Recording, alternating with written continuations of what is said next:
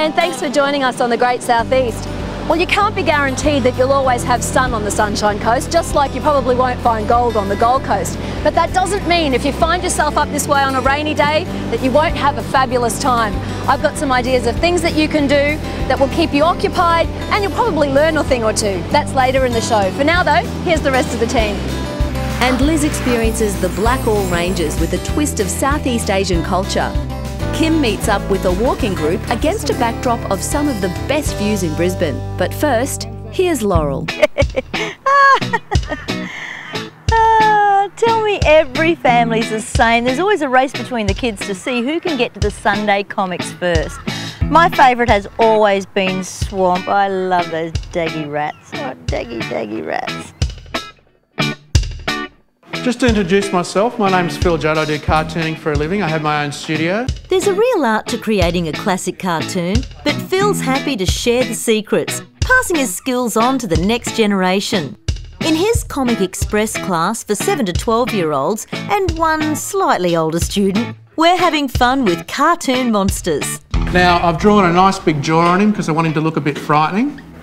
And by doing that, it frees you up a little bit. Step 5 and I'm only up to step 2. Bit of catching up to do. They say that under every drawing there are some basic elements.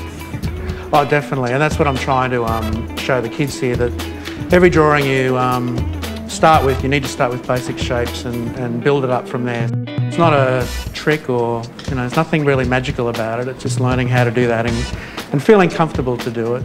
Is observation important for especially people starting out with drawing? Observation is everything when you're drawing, and people who've been doing it all their life will still talk about learning how to see. Whatever the subject matter, each of Phil's classes run pretty much the same. After we copy from a template and learn to ink in our drawing, we start developing a character profile. Then the handy diagrams of body parts come into play as the class combines to build one interesting looking character.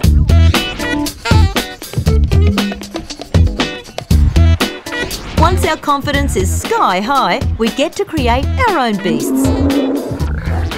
I'd like to introduce you to Flounce Blounce. Hello, Flounce. Phil, the boys are busy there with the light box. Is the light box an important part of a professional cartoonist kit? Every cartoonist I've met has a light box to use at some point or other. I mean, a lot of guys will ink in, like we did earlier, straight over the drawing. It's a very quick way of getting a good drawing finished and still retaining your rough if you want to use it again. Phil, what about the classes for teenagers? How do they differ? With teenagers, we do sort of a lot of the similar stuff, but we actually get into it a lot deeper. So it depends on the class and the students that are there. But basically, we look at more detailed sort of concepts of building a character. Is it a little darker with the teenagers, do you think? It depends what they're bringing in. Like if they're really into manga and some of the more serious sort of comic stuff, then it can be a bit more real to life, a bit more darker. They love vampires. They don't. They love everything ghoulish and frightening and dribbling with blood. Comic Express cartoon workshops operate at various locations around Brisbane, and they are very popular over the school holidays. 2 hours with all materials supplied costs $30, and there are special sessions for adults who want to give it a go. And Phil's last words of advice? It's important to allow yourself to relax and experiment, because that's when you get your good ideas. And most cartoonists I know will do quite a lot of drawings before they get to the one that you end up seeing in the paper, in the book or on the TV screens. The latest edition of BMag may be in your letterbox this week. Inside you'll find my column in which I write about my favourite experiences in the Great South East. BMag, it's Brisbane's largest lifestyle magazine and it's full of local news and information, delivered fortnightly in the Greater Brisbane area, but if you miss out, you can read it online. Coming up, the doors reopen on a favourite Sunshine Coast hinterland retreat.